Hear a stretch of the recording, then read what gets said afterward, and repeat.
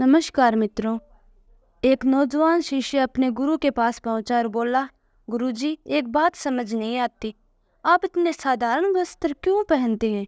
इन्हें देखकर लगता ही नहीं कि आप एक ज्ञानी व्यक्ति है जो सैकड़ों शिष्यों को शिक्षित करने का महान कार्य करता है। गुरुजी मुस्कुराए।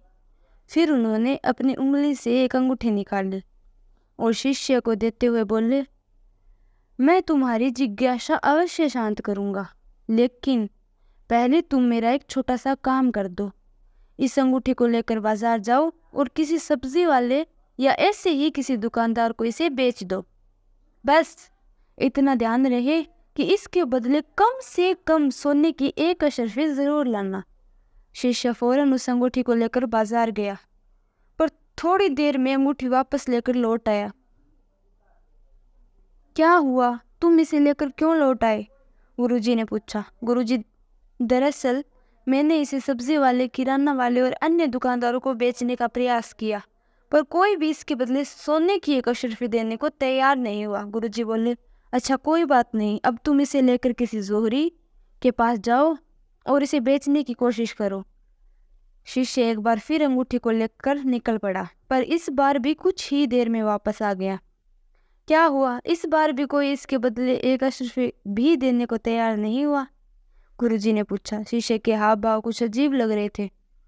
वो घबराते हुए बोला, अरे नहीं गुरुजी, इस बार मैं जिस किसी जोहरी के पास गया, सभी ने ये कहते हुए मुझे लौटा दिया कि यहाँ के सारे जोहरी मिलकर भी इस अनमोल हीरे को नहीं खरीद सकते। इसके लिए तो लाखों अशर्फियाँ भी कम है। यही तुम्हारे प्रश्न का उत्तर है, गुरुजी बोले। जिस प्रकार ऊपर से देखने पर इस अनमोल अंगूठी की कीमत का अंदाजा नहीं लगाया जा सकता, उसी प्रकार किसी व्यक्ति के वस्त्रों को देखकर उससे आंका नहीं जा सकता। व्यक्ति की विशेषता जानने के लिए उसे भीतर से देखना चाहिए। बाह्य आवरण तो कोई भी धारण कर सकता है, लेकिन आत्मा की शुद्धता और ज्ञान का भंडार तो अंदर ही छिपा होता है।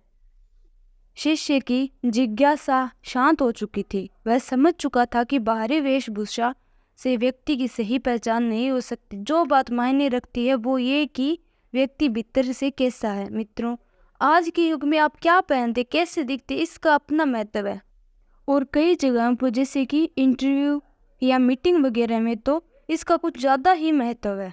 पर यह भी सच है कि सिर्फ बाहरी आवरण से इंसान को जज नहीं किया जा सकता।